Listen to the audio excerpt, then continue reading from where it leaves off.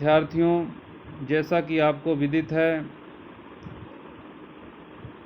पूर्व के प्रसारित वीडियो में हमने भारतेंदु हरिश्चंद्र द्वारा रचित नाटक भारत दुर्दशा के 3 अंकों की व्याख्या की है। आज हम इसके चौथे अंक की व्याख्या करेंगे। चौथे अंक में कुल मिलाकर 8 पृष्ठ हैं, जिसमें से आज हम 2 पृष्ठों की व्याख्या अर्थात 49 और 50 पृष्ठ की व्याख्या करेंगे। चौथा अंक शुरू होता है। देश काल एवं वातावरण के अनुसार कमरा अंग्रेजी सजा हुआ, मेज कुर्सी लगी हुई, कुर्सी पर भारत दुर्देव बैठा है। यह इस नाटक का एक प्रमुख पात्र जो खलनायक के रूप में हमारे सामने आता है, वह कुर्सी पर बैठा हुआ है। उस समय रोग का प्रवेश होता है। रोग गाता हुआ जगत सब मानत मेरी आन, जगत सब मानत मेरी आन, यह गाता हुआ प्रवेश करता है और कहता है कि मेरी ही टट्टी रची खेलत नित शिकार भगवान, मृत्यु कलंक मिटावत मैं ही मौसम और न आन, परम पिता हम ही वेद्यन के अवतारन के प्राण। मेरी ही टट्टी रची अर्थात मेरे ही रोग के आड़ में खेलत नित शिकार, नित्य शिकार खेल रहे हैं, भगवान को प्रिय हो रहे हैं, अर्थात भारतवासी मृत्यु के कगार पर पहुंच रहे हैं, जिससे मृत्यु रूपी कलंक मिट रहा है। मृत्यु कलंक मिटावत मैं ही मिटा रहा हूँ। मौसम और न आन, मेरे समान कोई दूसरा इतना प्रभावशाली नहीं हो सकता। अर्थात किस प्रकार रोग का साम्राज्य पूरे भारतवर्ष में फैल चुका है, वह अपने प्रभाव की प्रशंसा करते हुए स्वयं ही कहता है और कहता है कि परम पिता हम ही वेद्यन के अवतारन के प्राण, हम परम पिता हैं। परम पिता परमेश्वर को कहा जाता है कि हम तो चिकित्सकों के, वेद्यों के भी परम पिता हैं, उनके भी भगवान हैं, हम तो उनके भी प्राणों को नहीं छोड़ेंगे। इस प्रकार हम किस प्रकार से रोग को पूरे देश में फैला देंगे। फिर उसके बाद वह आगे कहता है, मेरा प्रभाव जगत विदित है, कुपथ्य का मित्र और पथ्य का शत्रु मैं ही हूँ। त्रिलोक्य में ऐसा कौन है जिस पर मेरा प्रभुत्व नहीं। नजर, श्राप, भूत प्रेत, टोना, तन्मन, देवी देवता सब मेरे ही नामांतर हैं।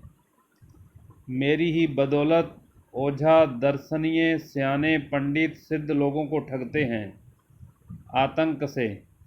भला मेरे प्रबल प्रताप को ऐसा कौन है जो निवारण करे। चुंगी की कमेटी सफाई करके मेरा निवारण करना चाहती है। यह नहीं जानती कि जितनी सड़क चौड़ी होगी उतने ही हम भी। जस जस सुरसा वदन बढ़ावा, तासु दुगन कपि रूप दिखावा। भारत दुर्देव को देखकर महाराज क्या आज्ञा है। प्रस्तुत पद में चतुर्थ अंक के प्रारंभ में भारत दुर्देव एक अंग्रेजी पद्धति से सजे हुए कक्ष में बैठा हुआ है। उसकी आज्ञानुसार रोग उसके समक्ष आ खड़ा होता है। तब वह अपनी क्षमता का परिचय दे रहा है। भारतेंदु यहाँ रोग के माध्यम से भारतीयों की दुर्दशा का चित्र प्रस्तुत करते हुए कह रहे हैं कि रोग के प्रभाव से तो कोई भी अपरिचित नहीं है। रोग बद परहेजी का मित्र है और परहेज करने की प्रवृत्ति का शत्रु है।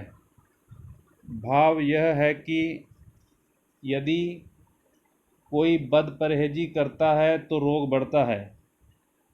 व्यक्ति तभी बद परहेजी करता है जब वह अपने मनोनुकूल कार्य करता हुआ किसी की कोई बात नहीं सुनता है। भारतवासियों की स्थिति भी ऐसी ही हो गई थी। इसी क्रम में रोग के माध्यम से यहाँ नाटककार यह प्रतिपादित कर रहा है कि जब चारों ओर रोग का प्रभुत्व बढ़ जाता है, तभी शाप, भूत, प्रेत, टोना, टनमन, देवी देवता आदि के रूप में विकृतियां जन्म लेने लगती हैं। रोग की ही बदौलत ओझा, दर्शन बगाड़ने वाले और चतुर पंडित सिद्ध पुरुषों को ठगने लगते हैं। रोग का प्रभाव ही ऐसा होता है कि उसके चक्कर में पड़कर सद्बुद्धि नष्ट होने लगती है और विवेकहीनता बढ़ने लगती है। ऐसे ही कमज़ोर क्षणों में रोग अपना प्रभाव दिखाने लगते हैं। रुग्ण मन स्थिति के प्रभाव को दूर करना बड़ा कठिन होता है। यदि चुंगी वाले गंदगी को साफ करना चाहते हैं तो वे ये भूल जाते हैं कि वे सड़कों को जितना चौड़ा करेंगे उतनी ही गंदगी बढ़ेगी और रोगों का प्रभाव और प्रसार बढ़ता चला जाएगा। इस बात को पूरी तरह व्यक्त करते हुए वह रोग रामचरितमानस की चौपाई को उद्धृत करता है और कहता है कि हनुमान जी जिस समय समुद्र संतरण कर रहे थे, उस समय सुरसा नाम की राक्षसी हनुमान जी का मार्ग रोकने के लिए अपने शरीर को बढ़ाती गई और हनुमान जी भी स्पर्धा स्वरूप अपनी शक्ति के बल पर अपने शरीर को उस राक्षसी से दुगना करते गए। संकेत यह है कि यदि सड़कें चौड़ी होंगी तो गंदगी भी बढ़ेगी ही। नाटककार ने रोग के माध्यम से जिस स्थिति का व्यंग्यात्मक चित्रण किया है वह अत्यंत स्वाभाविक है। भारत दुर्देव। आज्ञा क्या है? भारत को चारों ओर से घेर लो। उसके बाद जब रोग अपने प्रभाव का बखान करता है तो उसके बाद वह महाराज को देखकर कहता है कि बताइए क्या आज्ञा है। तो उसके बाद भारत दुर्देव जो कुर्सी पर बैठा हुआ है वो रोग को आदेश देता है और कहता है कि भारत को चारों ओर से घेर लो। रोग उसके बाद कहता है महाराज, भारत तो अब मेरे प्रवेश मात्र से मर जाएगा। घेरने का कौन काम है? धन्वंतरी और काशीराज दिवोदास का अब समय नहीं है और न सुश्रुत वाग्भट चरक ही हैं। वेदगी अब केवल जीविका के हेतु बची है। काल के बल से औषधों के गुणों और लोकों की प्रकृति में भी भेद पड़ गया। बस अब हमें कौन जीतेगा और फिर हम ऐसी सेना भेजेंगे जिनका भारतवासियों ने कभी नाम तो सुना ही न होगा। तब भला वे उसका क्या प्रतिकार करेंगे? हम भेजेंगे विस्फोटक, हैजा, डेंगू, अपाप्लेक्सी। भला इनको हिंदू लोग क्या रोकेंगे? ये किधर से चढ़ाई करते हैं और कैसे लड़ते हैं जानेंगे तो है ही नहीं। फिर छुट्टी हुई वरंच महाराज, इन्हीं से मारे जाएंगे और इन्हीं को देवता करके पूजेंगे। यहाँ तक कि मेरे शत्रु डॉक्टर और विद्वान इसी विस्फोटक के नाश का उपाय टीका लगाना इत्यादि कहेंगे तो भी ये सब उसको शीतला के डर से न मानेंगे और उपाय आछत अपने हाथ प्यारे बच्चों की जान लेंगे। तो इस प्रकार रोग भारत दुर्देव के समक्ष आकर ये स्पष्ट कर रहा है कि अब भारत भूमि पर मेरा प्रवेश हो गया है। आज युग बदल गया है और यही कारण है कि प्राचीन धन्वंतरी काशीराज देवोदास का अब समय नहीं रहा, क्योंकि अब लोग उनकी प्राचीन चिकित्सा पद्धति पर विश्वास नहीं करते हैं। इतना ही नहीं, सुश्रुत, वाग्भट और चरक भी अब नहीं हैं। लेखक का संकेत है कि सभी आयुर्वेदिक पद्धति से चिकित्सा करने वाले लोग थे और इनके ग्रंथों में इसी पद्धति के आधार पर चिकित्सा की विधियां बतलाई गई हैं। अब जो लोग वैद्यगिरी करते हैं वे तो केवल अपना उदर पोषण अर्थात पेट भरण करने के लिए ही ये काम करते हैं। संकेत है कि वे आयुर्वेद की औषधियों के ज्ञाता नहीं हैं। वे तो काम चलाऊ चिकित्सा करते हुए अपनी जीविका चलाते हैं। समय के बदल जाने से पुरानी औषधियों में जो गुणवत्ता थी वो अब नहीं रही है। फिर आधुनिक युग के लोग भी अपनी प्रकृति को बदलकर दूसरे प्रकार की चिकित्सा पद्धतियों पर निर्भर रहने लगे हैं। ऐसी स्थिति में रोगों के ऊपर विजय प्राप्त करना कठिन हो गया है। इसी स्थिति का लाभ उठाकर हम तरह तरह के रोगों को फैला देंगे और हैजा, डेंगू आदि रोगों के माध्यम से भारतवासियों को अपने काबू में कर लेंगे। भारतवासी, विशेषकर हिंदू लोग तो यह भी नहीं जान पाएंगे कि इन रोगों का उपचार क्या है। परिणाम स्वरूप वे मृत्यु की गोद में जाने लगेंगे या फिर इन्हीं रोगों को देवता मानकर पूजेंगे। इस प्रकार रोग अपना बखान करता है, अपने प्रभाव का बखान करता है। उसके बाद आगे भारत दुर्देव रोग से कहता है कि तो अच्छा तुम जाओ, महर्ष और टिक्कस भी यहाँ आते होंगे, सो उनको साथ लिए आओ। अतिवृष्टि अनावृष्टि की सेना भी वहाँ जा चुकी है। अनक्य और अंधकार की सहायता से तुम्हें कोई भी रोक न सकेगा। यह लो पान का बीड़ा लो, बीड़ा देता है। भारत दुर्देव रोग से कहता है कि अच्छा तुम जाओ, अब इसके बाद महर्ष और टैक्स भी यहाँ आते होंगे, सो उनको साथ लिए जाओ। अतिवृष्टि, अत्यधिक वर्षा से जो फसलें नष्ट हो जाती हैं। अनावृष्टि, जहाँ वर्षा न हो वहाँ अकाल पड़ जाता है, कि सेना भी वहाँ जा चुकी है। अनक्य और अंधकार, अंधकार की सहायता से तुम्हें भी कोई रोक न सकेगा। यह लो पान का बीड़ा लो, बीड़ा देता है। भारत दुर्देव रोग बीड़ा लेकर प्रणाम करके वहाँ से चला जाता है। उसके बाद भारत दुर्देव कहता है बस अब कुछ चिंता नहीं, चारों ओर से तो मेरी सेना ने उसको घेर लिया, अब कहाँ बच सकता है। अर्थात इसके माध्यम से भारत दुर्देव यह कहना चाहता है कि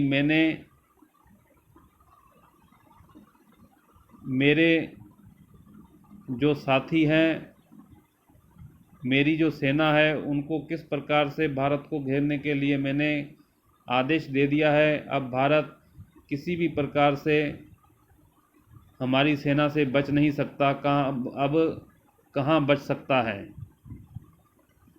उसके बाद आलस्य का प्रवेश। आलस्य कैसा होता है? मोटा आदमी जम्भाई लेता हुआ धीरे धीरे आता है पर्दे पर, उस समय आलस्य का प्रवेश होता है। आलस्य कहता है हा, ठहाका लगाते हुए, हंसते हुए। एक पोस्ती ने कहा, पोस्ती ने पी पोस्त, 9 दिन चले 2.5 कोस। दूसरे ने जवाब दिया, अबे वह पोस्ती न होगा, डाक का हरकारा होगा। पोस्ती ने जब पोस्त पी तो या कुंडी के उस पार या इस पार ठीक है। एक बारी में हमारे 2 चेले लेटे थे और उसी राह से एक सवार जाता था। पहले ने पुकारा, भाई सवार, सवार यह पक्का आम टपक कर मेरी छाती पर पड़ा है, जरा मेरे मुंह में डाल। सवार ने कहा, अजी तुम बड़े आलसी हो, तुम्हारी छाती पर आन पड़ा है, सिर्फ हाथ से उठाकर मुंह में डालने में यह आलस है। दूसरा बोला, ठीक है साहब, ये बड़ा ही आलसी है। रात भर कुत्ता मेरा मुंह चाटा किया और ये पास ही पड़ा था, पर इसने न हाँका। सच है कि किस जिंदगी के वास्ते तकलीफ उठाना, मज़े में हाल मस्त पड़े रहना। सुख केवल हम में है, आलसी पड़े कुएं में वही चैन है। गाता है, इसके बाद गाने लग जाता है। तो इसमें प्रस्तुत अवतरण में भारत दुर्दशा के चतुर्थ अंक से जो अवतरित है, उसमें भारत दुर्देव के सहायक रोग, आलस्य, मदिरा आदि पात्र आते हैं। ये सभी स्वयं तो विकारों के प्रतीक हैं ही, समाज में भी उन्हीं विकारों को प्रचलित और प्रचारित करना चाहते हैं। इस अंश में आलस्य प्रवेश कर अपने प्रभाव के संबंध में कहता है। आलस्य कहता है कि आलसी व्यक्ति शरीर से तो स्थूल होता ही है, सदैव अर्ध निद्रा में रहता है और धीमी गति से कार्य करता है। मैं आलस्य हूँ, वो अपने बारे में कहता है। इसलिए अपने भाव को सारे समाज में फैलाकर सभी को आलसी बनाने का प्रयत्न करूँगा। मेरा यह काम होगा कि मैं पूरे भारतवासियों को आलसी बना दूँगा।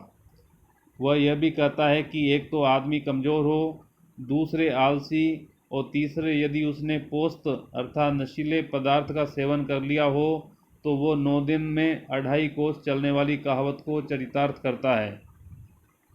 हम आलस्य, रोग आदि ऐसे विकारी भाव हैं जिनके प्रभाव से सामाजिक जीवन में निष्क्रियता आएगी और लोग शिथिल मन से और तन होकर धीरे धीरे कार्य करेंगे। आलस्य आलसी व्यक्तियों की मानसिकता को व्यक्त करता हुआ कहता है कि एक स्थान पर 2 व्यक्ति लेटे हुए थे और दोनों आलसी थे। वहीं से एक घुड़सवार भी उसी समय गुजर रहा था। एक आलसी की छाती पर एक पका आम आकर गिरा। वह सवार से बोला कि इस पके आम को उठाकर मेरे मुंह में डाल दो। सवार ने आलसी की बात सुनकर व्यंग्य से यह कहा कि तुम इतना आलस क्यों कर रहे हो, खुद क्यों नहीं उठाकर खा लेते हो। दूसरे आलसी ने उत्तर दिया कि वास्तव में यह मेरे पास लेटा हुआ आदमी भी आलसी है। इसका प्रमाण यह है कि रात भर एक कुत्ता मेरे मुंह को चाटता रहा और यह पास ही पड़ा हुआ सब देखता रहा, पर इसने उस कुत्ते को हटाने का प्रयत्न नहीं किया। यह उदाहरण देकर आलस्य यह व्यक्त करना चाहता है कि आलसी लोग अपने जीवन यापन के लिए तनिक भी श्रम नहीं कर पाते हैं। जब भारतीय समाज में आलस्य का प्रवेश हो जाएगा, तब भी वे ऐसे ही जाएंगे और निर्द्वंद्व होकर अलमस्त पड़े रहेंगे। इस गद्यांश में यह बताने की चेष्टा की गई है कि आलस्य मनुष्य के शरीर का सबसे बड़ा शत्रु है। तो विद्यार्थियों, जैसा कि हमने देखा, भारत दुर्दशा नाटक के चौथे अंक में आज के इस व्याख्यान में 3 पात्र मुख्य रूप से हमारे सामने आते हैं। एक तो इस नाटक का जो मुख्य खलनायक की भूमिका में है भारत दुर्देव, वह है। उसके सामने रोग आता है, वह अपने प्रभाव का बखान करता है, अपनी विशेषताओं को उजागर करता है, और उसके बाद कथाक्रम आगे बढ़ता है और आलस्य का प्रवेश होता है। यह भी एक काल्पनिक पात्र है कि किस प्रकार हम इन दुर्गुणों से भारतीयों को कमज़ोर कर सकते हैं, भारत को हम किस प्रकार पतन के द्वार पर पहुंचा सकते हैं। विद्यार्थियों, इसके बाद का व्याख्यान अगले वीडियो में प्रसारित किया जाएगा।